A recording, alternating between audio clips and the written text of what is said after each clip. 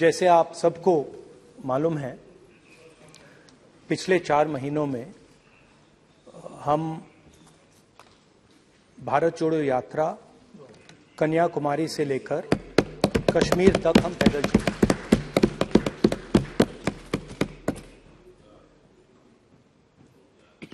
तीन 3,600 किलोमीटर तकरीबन। और इस यात्रा पे बहुत कुछ सीखने को मिला। बस बस बस बस कोई बात। इस यात्रा में बहुत कुछ सीखने को मिला और जो जनता की आवाज, हिंदुस्तान की आवाज है, उसको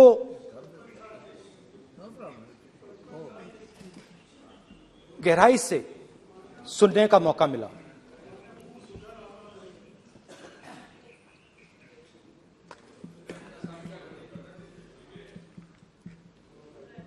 शुरुआत में, यात्रा की शुरुआत में मैंने सोचा था कि 3,500 किलोमीटर चलने हैं और मुश्किल है मगर किया जा सकता है।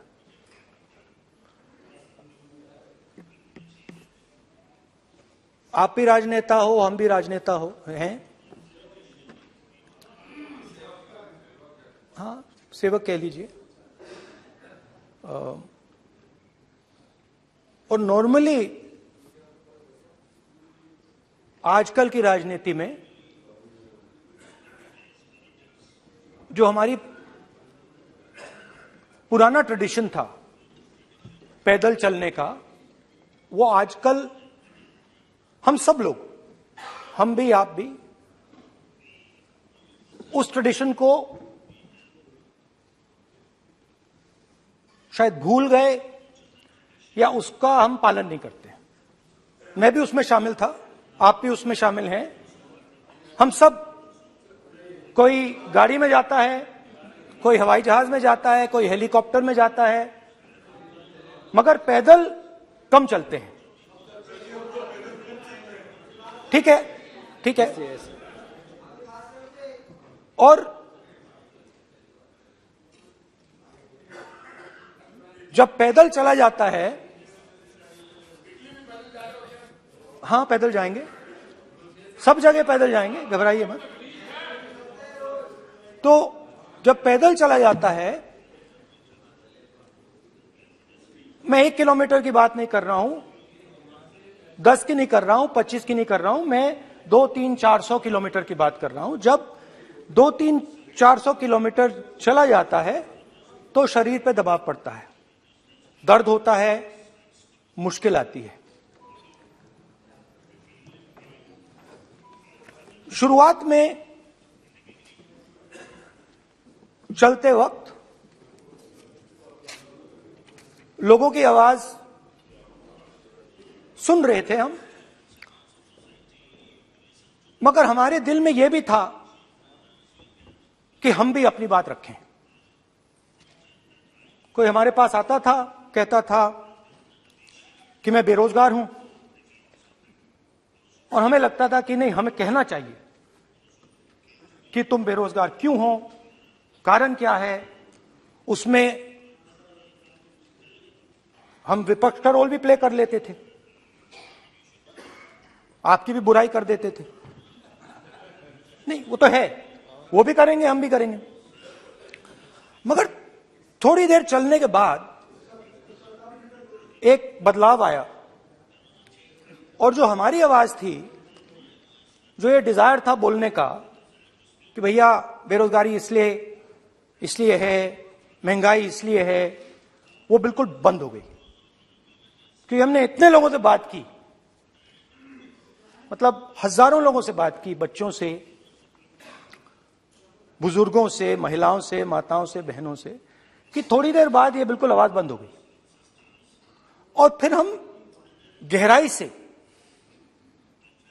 और मैं खुल के कह सकता हूं मैंने तो अपनी जिंदगी में इस प्रकार से कभी पहले सुना ही नहीं था, क्योंकि हम सब में थोड़ा सा अहंकार होता है कि हम ही बता दें, अपनी बात रख दें।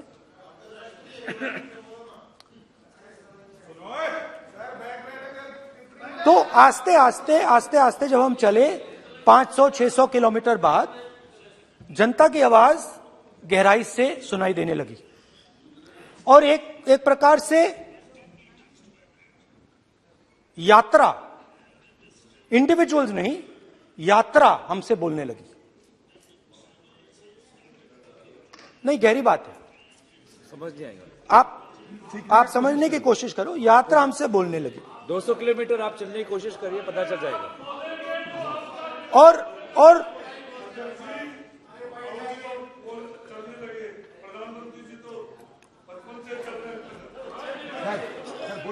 वो चाय बेचने इसलिए जाते थे। तो यात्रा बोलने लगी। कोई आता था, कहता था, युवक आता था, कहता था मैं बेरोजगार हूं। हम सवाल पूछते थे, क्या पढ़ा आपने? इंजीनियरिंग की, अब क्या करते हो? कोई कहता था मैं बेरोजगार हूं, कोई कहता था मैं उबर चलाता हूं, कोई कहता था मैं मजदूरी करता हूं। किसान आए हजारों। प्रधानमंत्री बीमा योजना की बात की कि हम पैसा भरते हैं, तूफान आता है, आंधी आती है, पैसा गायब हो जाता है।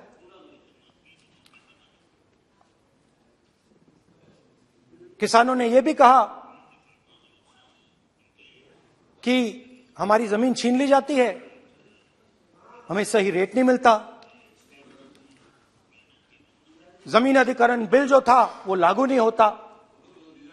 आदिवासियों ने कहा, वनवासियों ने नहीं, आदिवासियों ने, कि जो ट्राइबल बिल में हमें दिया जाता था वो आज छीना जा रहा है। तो बहुत सारी चीजें हमको सुनने को मिली, मगर मेन थ्रस्ट, अगर मैं कहूं, मेन थ्रस्ट बेरोजगारी, महंगाई और किसान। उसमें एमएसपी थी, उसमें बीज की समस्या थी, किसान बिल की समस्या थी। अच्छा, अग्निवीर की भी बात की लोगों ने।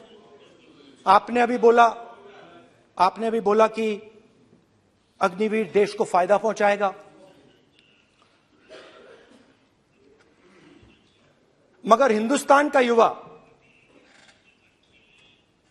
जो 4 बजे दौड़ता है, आर्मी में भर्ती होने के लिए दौड़ता है, वो आपकी बात से सहमत नहीं है। उनने हमसे कहा कि पहले हमें 15 साल की सर्विस मिलती थी, पेंशन मिलती थी, अब 4 साल के बाद हमें निकाल दिया जाएगा, कुछ नहीं मिलेगा, पेंशन नहीं मिलेगी। सीनियर ऑफिसर्स ने कहा कि हमें तो लगता है कि ये जो अग्निवीर योजना है ये आर्मी के अंदर से नहीं आई, ये कहीं और से आई है, ये आरएसएस से आई है, होम मिनिस्ट्री से आई है। ये सीनियर आर्मी के लोगों ने कहा है, मैं नहीं कह रहा हूं, कि हमें लगता है कि ये आर्मी के ऊपर ये योजना थोपी गई है और ये आर्मी को कमजोर करेगी। आर्मी के जनरल्स ने हमें कहा, जो रिटायर्ड हैं, उन्होंने हमें कहा, राहुल जी, हजारों लोगों को हम हथियार की ट्रेनिंग दे रहे हैं और फिर थोड़ी देर बाद उनको समाज में डाल रहे हैं। बेरोजगारी है, समाज में हिंसा बढ़ेगी।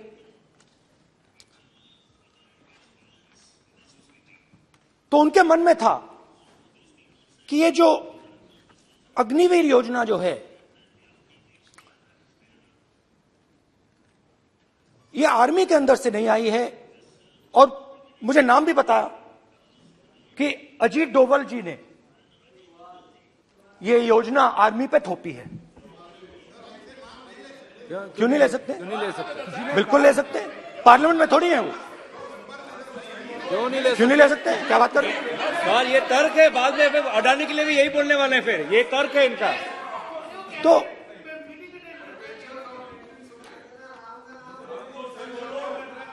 इंटरेस्टिंग बात यह है, इंटरेस्टिंग बात यह है कि मैंने फिर प्रेसिडेंट्स एड्रेस पढ़ा। देश के सब युवा अग्निवीर अग्निवीर अग्निवीर अग्निवीर बोल रहे हैं, कह रहे हैं कि ये आर्मी के ऊपर थोपा गया है, हमें नहीं चाहिए। आर्मी के लोग कह रहे हैं हमें नहीं चाहिए। जैसे मैंने कहा, आर्मी को लगता है कि होम मिनिस्ट्री ने इनके ऊपर थोपा है, आरएसएस ने ये उनके ऊपर थोपा है। तो ये आवाजें आ रही हैं। अब मैंने आपका बैठिए, अब बैठिए,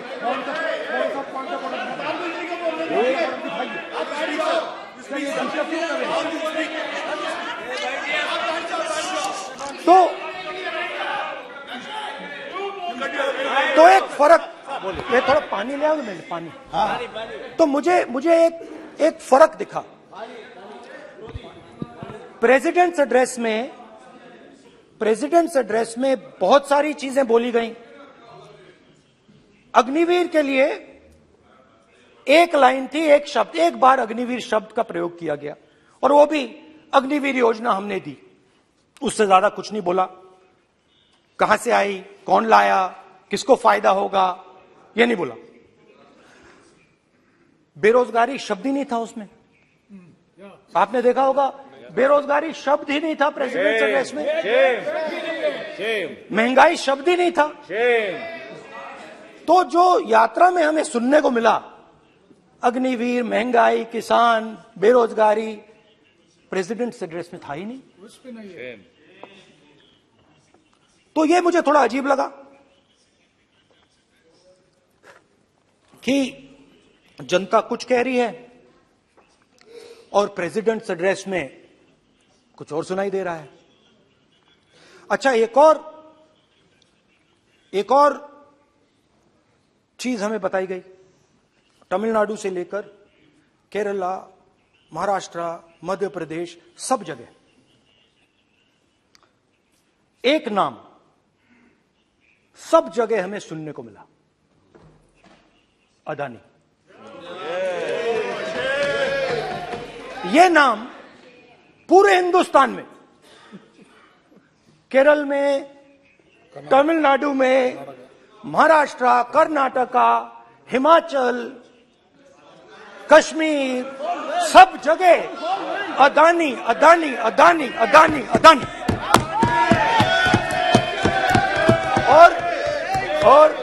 और ये नाम नहीं, और इस नाम के बारे में जब लोग बोलते थे मुझसे, तो 2-3 सवाल पूछते थे।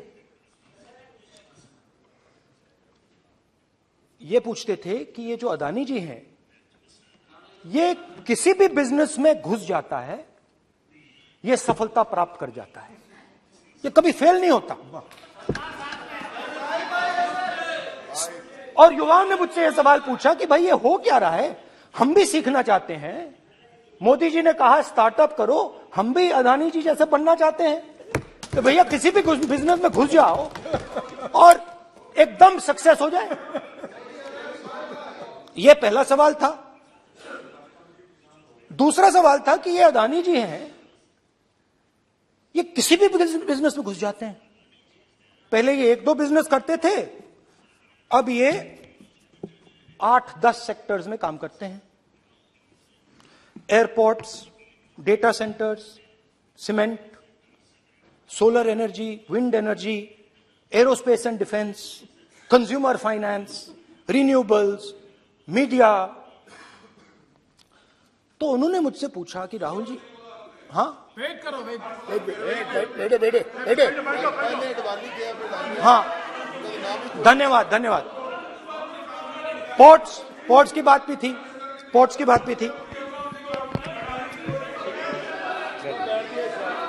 ये भी सवाल पूछा, कि भैया एक बात बताइए, राहुल जी बताइए हमें कि अदानी जी का जो नेटवर्थ है वो 3 साल के अंदर, नहीं सॉरी 2014 से लेकर 2022 तक ये $8 बिलियन से $140 बिलियन कैसे हो गया? कैसे हुआ?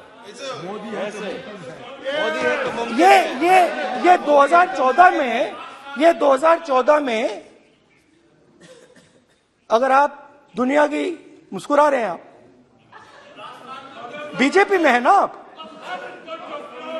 तो ये लिस्ट आती है, एक लिस्ट आती है दुनिया के सबसे अमीर लोगों की। इस पे ये 609 नंबर पे थे 14 में। 609 पीछे बिल्कुल। पता नहीं जादू हुआ, दूसरे नंबर पे पहुंच गए। मोदी है तो मुमकिन है।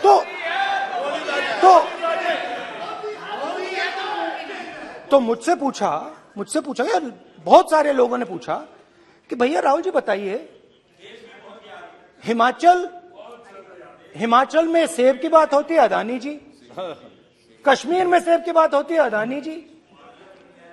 पोर्ट्स की बात होती है, अदानी जी। एयरपोर्ट्स की बात होती है, अदानी जी। इंफ्रास्ट्रक्चर, अच्छा हम सड़क पे चल रहे हैं, मैं पूछूं किसने बनाई? अदानी जी। तो लोगों ने यह भी पूछा कि राहुल जी, ये जो अदानी जी जो हैं, इनकी सफलता कैसे हुई? ये इतने बिजनेसेस में कैसे घुस गए? इतनी सफलता कैसे प्राप्त हुई? और सबसे जरूरी सवाल, इनका हिंदुस्तान के प्रधानमंत्री के साथ क्या रिश्ता है और कैसा रिश्ता है? देश जानना चाहता है, तो देश जानना चाहता है। ये देखिए रिश्ता, ये देख लीजिए। प्लीज पोस्टर माननीय सदस्य, पब्लिक में सर, माननीय सदस्य पोस्टर लीजिए। नहीं, प्लीज पोस्टर नहीं। पोस्टर नहीं है सर। देखिए आप पोस्ट बैठिए, एक मिनट बैठिए। आप पोस्टरबाजी करेंगे तो इधर नहीं, सर। कहेंगे राजस्थान के मुख्यमंत्री का पोस्टर चिपकाएंगे। पोस्टरबाजी के लिए सदन नहीं है। आप बात करें, पोस्टरबाजी नहीं। स्पीकर सर, आप वरिष्ठ सदस्य हैं, स्पीकर सर, तो पोस्टरबाजी उचित नहीं है। स्पीकर सर, पोस्टरबाजी उचित स्पीकर नहीं है, सर। प्लीज। राजस्थान के मुख्यमंत्री, ये सच्चाई है। This picture was came into the media. चलिए, पोस्टर नहीं, प्लीज। वो लिख दे दो मुझे। हाँ, आ गया। Just right it neatly. तो नहीं स्पीकर सर, वो फोटो है सर, वो पोस्टर नहीं है। आप वरिष्ठ सदस्य हैं, प्राइम मिनिस्टर की फोटो है सर, उसमें नियम में बहुत नहीं है। उनका अच्छा सदन चेहरा ने दिख नियम रहा है। बनाया है। उनके वहां पे उनके पीछे अदानी का लोगो है, अदानी जी के हवाई जहाज में घुस रहे हैं। तो मैंने सोचा कि आज के प्रेसिडेंट्स एड्रेस में मैं थोड़ा जो नरेंद्र मोदी जी का और अदानी जी का रिश्ता है उसके बारे में आपको थोड़ा बता देता हूं। प्लीज बताइए। तो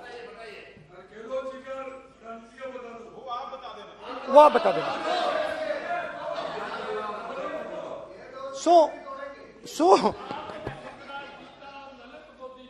So the relationship begins many years ago when Narendra Modi ji was the Chief Minister of Gujarat.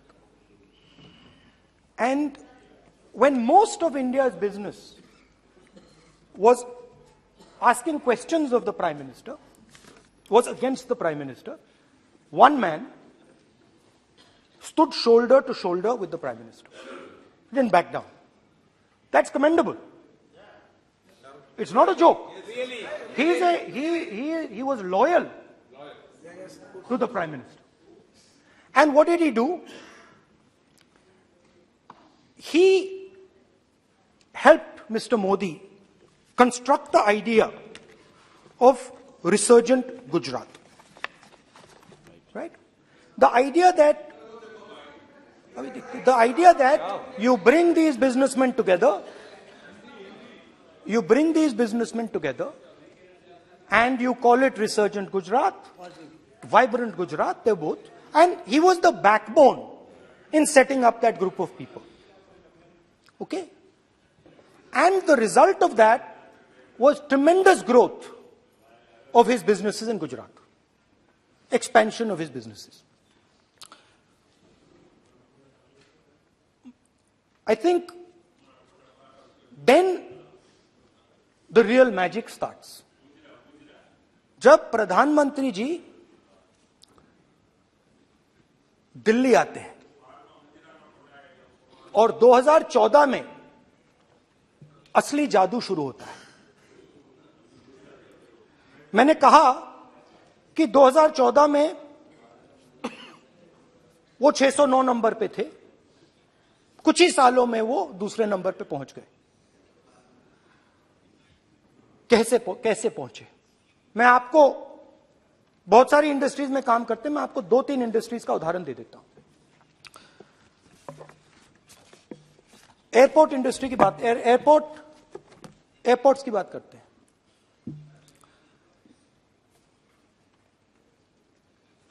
कुछ साल पहले सरकार ने हिंदुस्तान के एयरपोर्ट्स को डेवलप करने के लिए दिया।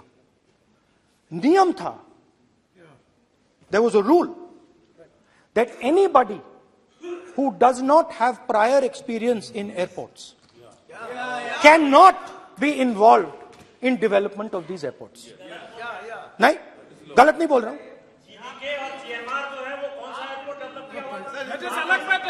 आप बैठ जाइए।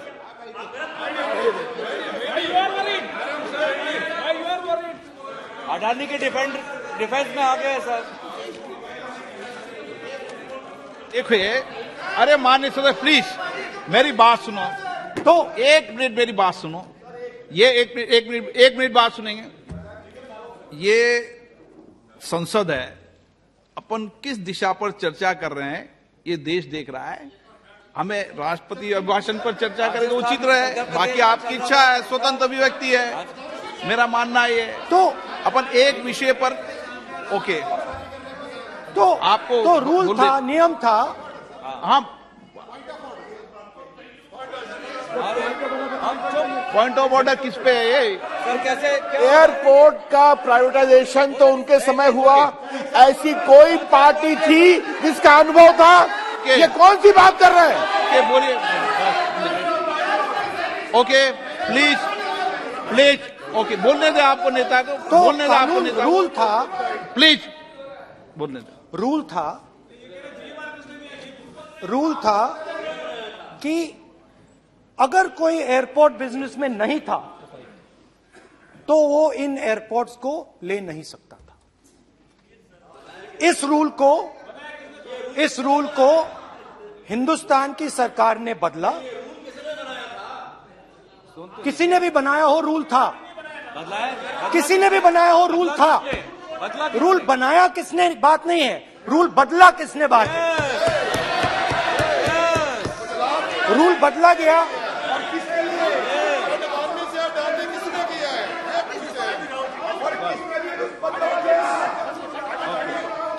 रूल बदला गया।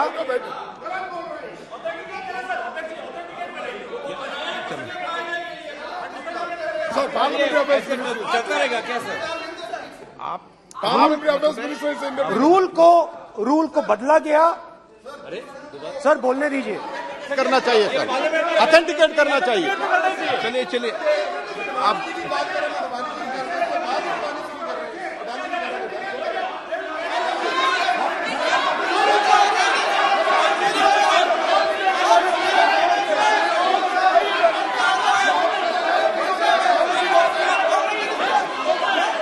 रूल बदला गया सर, स्पीकर सर।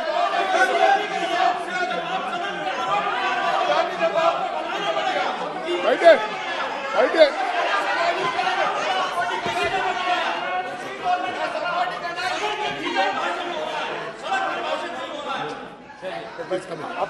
तो ये रूल बदला गया। उस समय मीडिया में इसके बारे में चर्चा हुई थी। रूल बदला गया और अदानी जी को 6 एयरपोर्ट्स दिए गए। उसके बाद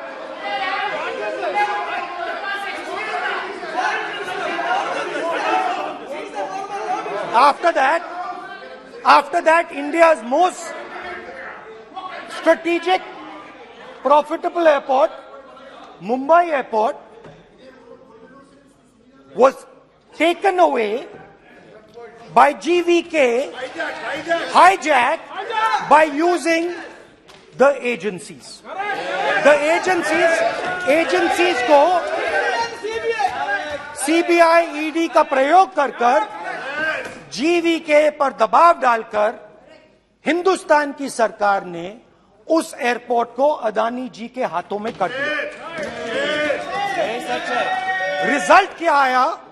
रिजल्ट आया कि एयरपोर्ट्स में आज अदानी जी 24% हिंदुस्तान की एयर ट्रैफिक को अपने एयरपोर्ट से निकालते हैं और 31% एयर फ्रेट उनके एयरपोर्ट्स में से निकलता है। अब यह काम हिंदुस्तान की सरकार और हिंदुस्तान के प्रधानमंत्री जी ने फैसिलिटेट किया। तो बताइए, बोलिए विधि मंत्री। और ये जो सर ये हाउस में सर ये बोल रहे हैं, तुम तो ज्ञान बांट रहे हो, बैठ जाओ। सर ये यहाँ बहुत गंभीर मिनिस्टर हैं ये देश ये राष्ट्रपति का उद्बोधन को लेकर एक गंभीर चर्चा हो रही है। जो भी मेंबर कुछ भी बात करे विद फुल रिस्पॉन्सिबिलिटी ऑथेंटिकेट करें। और ये वाइल्ड एलिगेशन अपना एक सोच के आया है, बिना तर्क के ऐसे वाइल्ड एलिगेशन लगा रहे, ये कोई मतलब नहीं है सर, ये ऐसे नहीं बोल सकते और वो सर तर्क रखना पड़ेगा। अगर एलिगेशन लगा रहे हैं तो आपको पूरा डॉक्यूमेंट प्रूफ के साथ आपको रखना पड़ेगा। दे देंगे आप ऐसे बातें नहीं दे कर सकते। देंगे और ये गंभीरता को समझिए, ये डॉक्यूमेंट्री प्रूफ दे देंगे। अब आपने जो पिछले स्पीकर थे उन्होंने फॉरेन पॉलिसी की बात की, हम भी फॉरेन पॉलिसी की बात करते हैं। चलिए डिफेंस से शुरू करते हैं। बहुत ऑप्शंस है, आप बताइए कहां से शुरू करें। बिजली, डिफेंस, कोयला, बहुत ऑप्शंस है। Defence, let us start with defence. अब डिफेंस में अदानी जी का कोई एक्सपीरियंस नहीं था, जीरो एक्सपीरियंस। कल मैंने प्रधानमंत्री को HAL में देखा। प्रधानमंत्री जी ने कहा कि गलत आरोप लगाया, मगर रियलिटी तो यह है कि HAL का जो कॉन्ट्रैक्ट था 126 हवाई जहाजों का, वो अनिल अंबानी को चला गया और अनिल अंबानी बैंकरप्ट हो गया। वहां भी फैसिलिटेशन था। अब देखिए, और ये जो फ्यूचर एंटरप्रेन्योर्स हैं, जो बिजनेस स्कूल हैं, हार्वर्ड यूनिवर्सिटी जैसे स्कूल हैं, इनको इसका केस स्टडी, इसकी केस स्टडी बनानी चाहिए, शायद बने। How to use government power to build individual businesses, case study.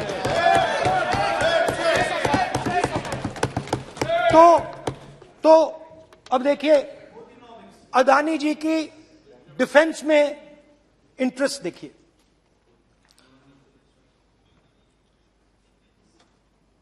Elbit company के साथ हिंदुस्तान में अदानी जी ड्रोन्स बनाते हैं।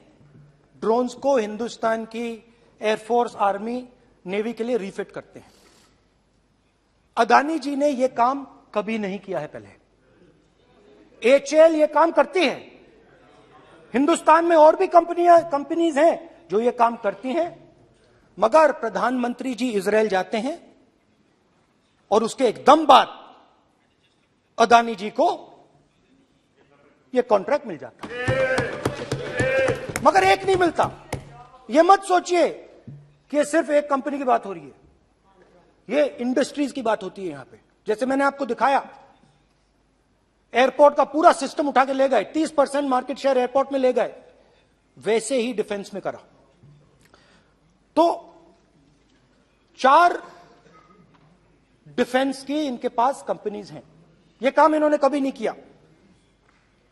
स्मॉल आर्म्स, जिसमें टवॉर है जो हमारी स्पेशल फोर्सेस यूज करती है, आर्मी यूज करती है, जिसमें गलील स्नाइपर राइफल है, ये सब अदानी जी बनाते हैं। सीधा स्ट्रेट इजराइल में प्राइम मिनिस्टर जाते हैं, प्राइम मिनिस्टर के साथ वहां पे मतलब बीच में पैदल चलते हैं और फिर जादू से पीछे से इंडिया का फर्स्ट कॉम्प्रिहेंसिव एमआरओ मिल जाता है मेंटेनेंस के लिए, जहाजों के मेंटेनेंस के लिए। स्मॉल आर्म्स का बिजनेस मिल जाता है, इजरायली जो ड्रोन्स हैं उसका बिजनेस मिल जाता है। मतलब जो हिंदुस्तान और इजराइल का डिफेंस का रिश्ता है वो पूरा का पूरा अदानी जी के हाथ में चला जाता है। खत्म कहानी। हाँ, उसमें पेगासस भी है, तो पता नहीं वहां से क्या मतलब पेगासस कैसे आया, क्या हुआ, किसने दिया। अच्छा, एक और बड़ी इंटरेस्टिंग चीज है, एक कंपनी है अल्फा डिफेंस, जो डिफेंस इलेक्ट्रॉनिक्स का काम करती है, एवियोनिक्स का काम करती है, और बहुत स्ट्रेटेजिक कंपनी है। वो भी अदानी जी के हवाले कर दी गई, अदानी जी ने एक्वायर कर लिया। तो आपने देखा कि एयरपोर्ट्स का बिजनेस 30% मार्केट शेयर, हिंदुस्तान और इजराइल का जो वेपन्स का बिजनेस है 90% उठा के ले गए। एक विजिट फॉरेन पॉलिसी, ये है फॉरेन पॉलिसी। चलिए, अब मैंने आपको इजराइल की बात बताई, ऑस्ट्रेलिया चलते हैं। कोयला ऑस्ट्रेलिया चलिए। ऑस्ट्रेलिया में अदानी जी जाके, नहीं क्यों, आप तो डिबेट करना चाहते थे, आप ही तो डिबेट करना चाहते थे। आपने बोला था कोई भी विषय पे डिबेट हो तो हो गया अब डिबेट। अब क्यों डर रहे हो डिबेट से? अब क्यों डर रहे हो डिबेट से? क्यों डर रहे हो? जब हमने जेपीसी की मांग की आपने बोला सदन में उठाओ, अब क्यों डर रहे हो? अब क्यों डर रहे हो? अब क्यों डर रहे हो? आप चर्चा से क्यों डर रहे हो? चर्चा से डर रहे हो आप?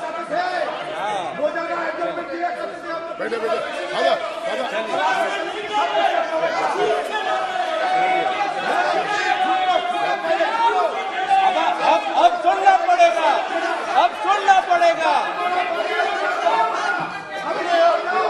अब सुनना पड़ेगा। ऑस्ट्रेलिया जाते हैं, प्रधानमंत्री ऑस्ट्रेलिया जाते हैं।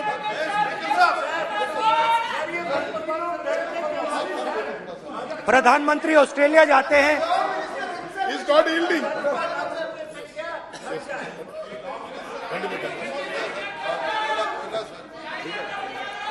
ऑस्ट्रेलिया जाते हैं। कैब नंबर बताएं। 69। सर ये क्या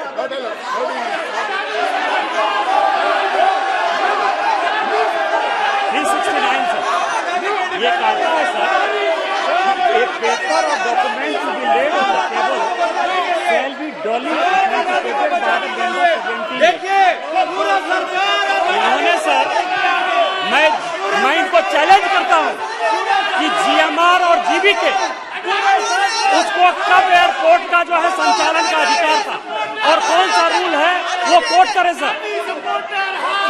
किस रोल के आधार पर ये इनको मैं चैलेंज करता हूं, पूरी कांग्रेस पार्टी को चैलेंज करता हूं कि जीएमआर और जीबीके को कौन सा एयरपोर्ट चलाने का लाइसेंस जब दिया तो उनको उसका नॉलेज था। मैं चैलेंज करता हूं पूरी कांग्रेस पार्टी को। जब इन्होंने बिरला को बनाने का दिया, डालमिया को बनाने का दिया, टाटा को बनाने का दिया लाइसेंस, उस वक्त उनको कौन सा मोटर चलाने का अधिकार था सर? ये गलत बयानी कर रहे हैं। मेरा ये कहना है कि आप एलिगेशन प्रधानमंत्री को ऊपर लगा रहे हैं, आप पेपर दीजिए और कौन सा रूल भारत सरकार ने चेंज किया एयरपोर्ट में अडानी के लिए वो ऑथेंटिकेट कीजिए, नहीं तो इस तरह की बात नहीं कर सकते हैं।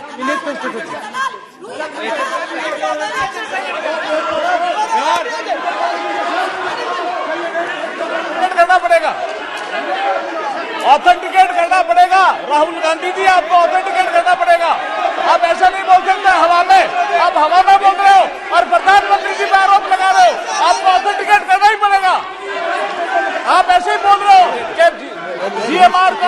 जीवीके के समय रूल हाँ कहा था रूल, कोई रूल नहीं था। आपको यू हैव टू ऑथेंटिकेट, और ऑथेंटिकेट करके ही रखना पड़ेगा आपको। पहले रखिए और उसके बाद आगे बात करने देंगे, नहीं तो माफी मांगिए देश से। आप प्रधानमंत्री जी पर आरोप लगा रहे हैं, सर बोलने दीजिए। अनाप शनाप आरोप लगा रहे हैं, बिना किसी डॉक्यूमेंट का आरोप लगा रहे हैं प्रधानमंत्री जी पे। रूल 353 सर, रूल 353 किया है sir, no allegation of defamatory और incriminatory nature shall be made unless you have given notice. छोड़िए, वो तो प्रधानमंत्री के खिलाफ एलिगेशन लगा रहे हैं बिना नोटिस दिए, बिना कोई डॉक्यूमेंट दिए। सर ये रिकॉर्ड पर नहीं आना चाहिए सर, ये बिल्कुल रूल का उल्लंघन है। और क्या क्या बातें वो कह रहे हैं सर, मैं उसको रिपीट नहीं करना। Reckless allegation, baseless allegation, in violation of rules, sir ये स्वीकार नहीं होना चाहिए। ओके सर, लेट अस एक सब बैठिए, ऑस्ट्रेलिया पीएम जाते प्लीज हैं। बैठिए, आप प्लीज बैठिए, वरिष्ठ वकील साहब बैठिए। ऑस्ट्रेलिया जाते हैं। एक मिनट राहुल जी, एक मिनट। नियम 369 भी मैंने देखा है, 333 भी देखा है। मेरा आग्रह है, सदन भारत की संसद है, हम एक ही विषय पर सारी राष्ट्रपति की चर्चा लगाए, ये उचित है क्या? फिर आपको बोलना बोले नहीं स्पीकर गलत तरीका है राहुल गांधी जी, आप बोल नहीं, गलत तरीका है। क्या देश को संदेश देना चाहते हैं आप? क्या संदेश देना चाहते हैं देश को? चलिए राहुल गांधी जी। ऑस्ट्रेलिया में प्रधानमंत्री जाते हैं। आप बोलिए सर, स्पीकर सर, प्रधानमंत्री जी ऑस्ट्रेलिया जाते हैं और जादू से State Bank of India $1 billion loan Adani ji को ऑफर कर दिया। सर इसका भी डॉक्यूमेंट जरूरी है क्या, बताओ? मोदी जी, आपका सरकार की पास है। अधीर प्लीज। उसके बाद मैं उदाहरण दे रहा हूं, पूरी दुनिया में मोदी जी जाते हैं, घूमते हैं, तो मैं बता देता हूं क्या होता है वहां पे। बांग्लादेश में गए, हाँ काम पे ही जा रहे हैं, वही तो बोल रहा हूं, काम पे जा रहे हैं। बांग्लादेश जाते हैं, मोदी जी की पहली ट्रिप होती है बांग्लादेश में। वहां पे बांग्लादेश को इलेक्ट्रिसिटी बेचने का डिसीजन लिया जाता है। कुछ ही दिन बाद बांग्लादेश पावर डेवलपमेंट बोर्ड 25 साल का कॉन्ट्रैक्ट अदानी जी के साथ साइन कर देता है। 1500 मेगावाट इलेक्ट्रिसिटी का कॉन्ट्रैक्ट अदानी जी। चलिए वहां से श्रीलंका चलते हैं।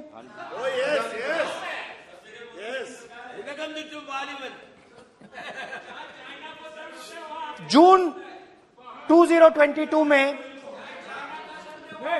Chairman of Sri Lanka's Ceylon Electricity Board, MMC Fernando, informed a parliamentary committee in Sri Lanka in open hearing that he was told by President Rajapaksa that PM Modi pressured him to give the wind power project directly to Mr. Adani.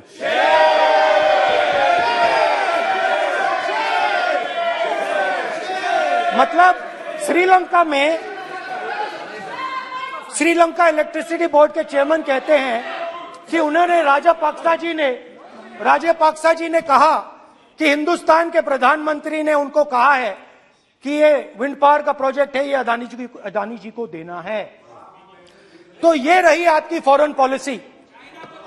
ये हिंदुस्तान की foreign policy नहीं है, ये अदानी जी की foreign policy है, उनके businesses बनाने की फॉरेन पॉलिसी है। अब यात्रा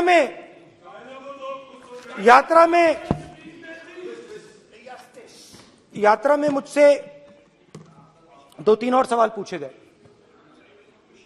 यात्रा में लोगों ने मुझसे पूछा, राहुल जी ये जो LIC कंपनी है इसका पैसा अदानी जी की मदद करने के लिए क्यों डाला जा रहा है? उन्होंने यह भी पूछा कि अदानी जी के जो शेयर्स हैं बड़े वोलेटाइल हैं, उसमें एलआईसी का पैसा क्यों डाला जा रहा है? तो मेरा कहना है कि एक सेकंड, मेरा कहना है कि अदानी जी की मदद प्रधानमंत्री जी और हिंदुस्तान की सरकार कैसे करती है? हजारों करोड़ रुपए हिंदुस्तान के public sector banks Adani ji को मिलता है। 27,000 करोड़ रुपए SBI, PNB 7,000 crore, bank of Baroda 5,500 crore, ये मैं लिस्ट चलती जाएगी। एलआईसी का एक्सपोजर 36,000 करोड़ रुपए, 3 crore SBI and other PSU bank holders money is going to Mr. Adani and to finance.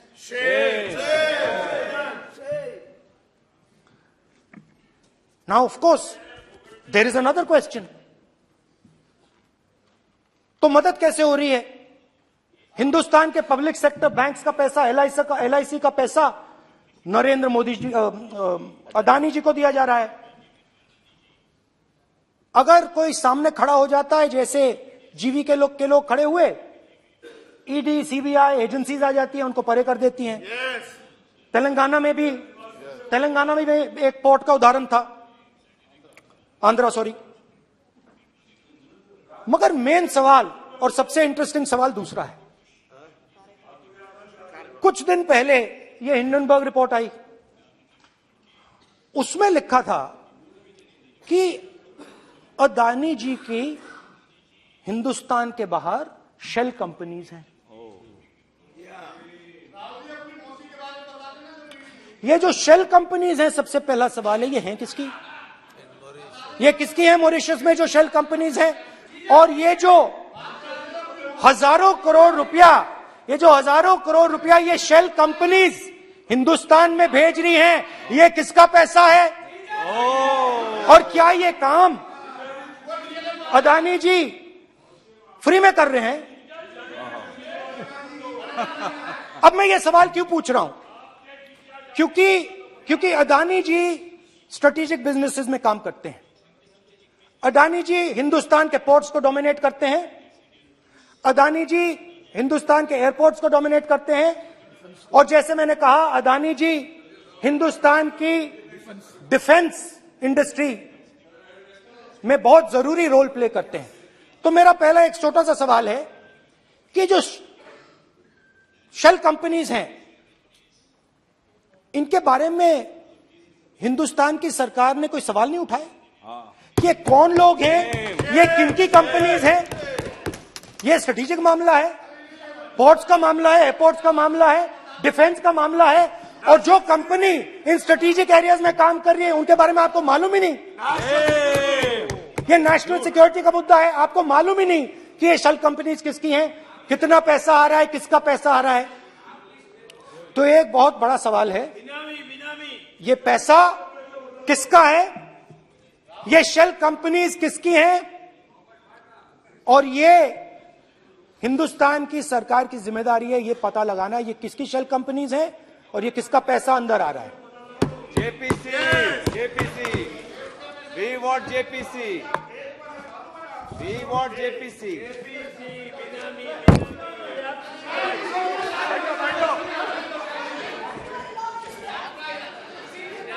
अच्छा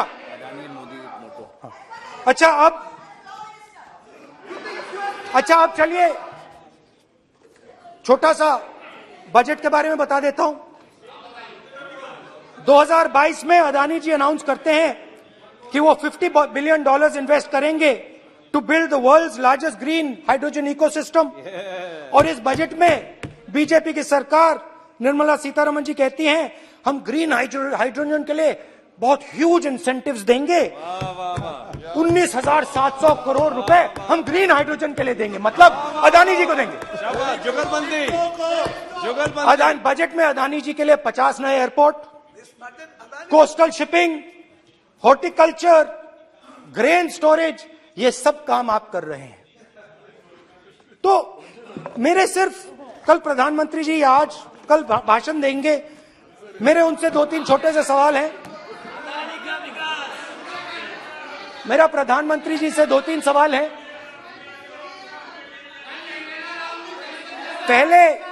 पहले अदानी जी के हवाई जहाज में मोदी जी जाते थे, अब मोदी जी के हवाई जहाज में अदानी जी जाते हैं। पहले लोकल मामला था, फिर नेशनल मामला हो गया, उसके बाद इंटरनेशनल मामला हो गया। अदानी जी के लिए बोरिस जॉनसन का बेटा काम करता है, आपको पता नहीं मालूम है या नहीं मालूम? भाई सॉरी, नहीं बेटा भी, भाई काम करता है।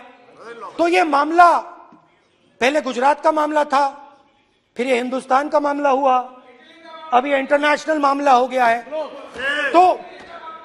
तो मेरा सवाल प्रधानमंत्री जी से, और सिंपल सवाल है, प्रधानमंत्री जी आपकी फॉरेन ट्रिप्स पे अदानी जी और आप कितनी बार एक साथ गए? Adani ji, how many times did you travel together with Adani ji? How many times did Adani ji join you later on a visit? How many times did Adani ji travel to a country immediately after you did? Good question. And in how many of these countries after you visited did Adani ji get a contract? Good question. Also an important question, जरूरी सवाल, अदानी जी ने BJP को पिछले 20 साल में कितने पैसे दिए हैं?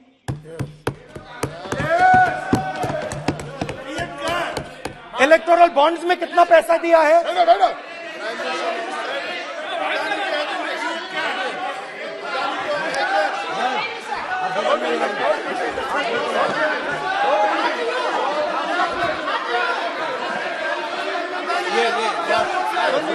And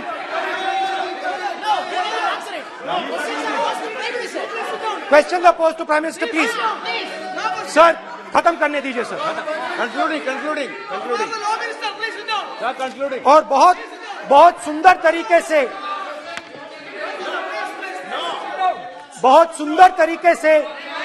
वो और मैं सिर्फ इतना कहना चाहता हूं, राहुल जी अभी आप सीनियर एमपी हो गए हैं, आप एक सीनियर एमपी हो चुके हैं। हम लोग एक्सपेक्ट करते हैं कि इस सदन का सदस्य होने के नाते जो भी बातें आप करेंगे गंभीरता से आप बात करेंगे।